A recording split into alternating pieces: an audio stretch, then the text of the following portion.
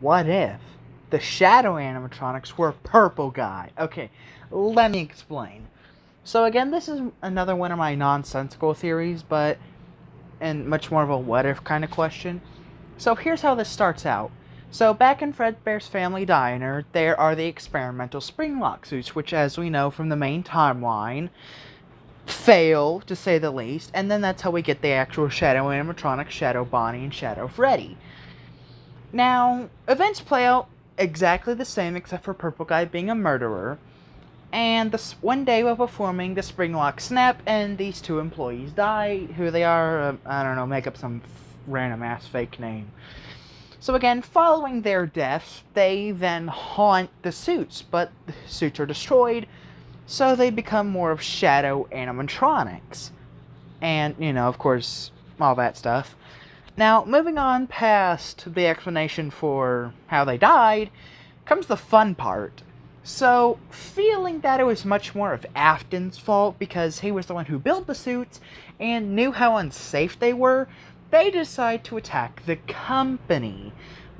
And they also want to get back at the animatronics because the original suit designs and characters themselves, again, would go on to be reused for the rebuilds of Fredbear and Spring Bonnie. So, again, they then start haunting the building as the shadow animatronics hiding out at night, or hiding out during the day, and then appear at night to haunt the night guard, and they end up possessing the other animatronics and kind of moving them around and using them as a body, kind of possessing them and then unpossessing them as they go along.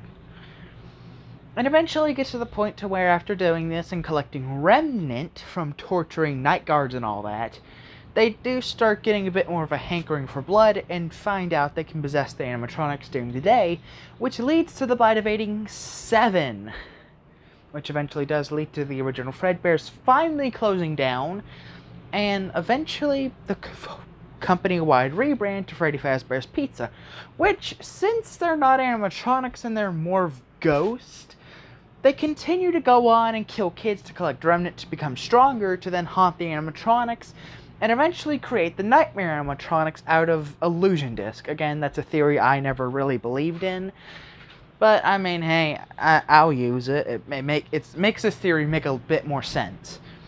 And that essentially just carries on through.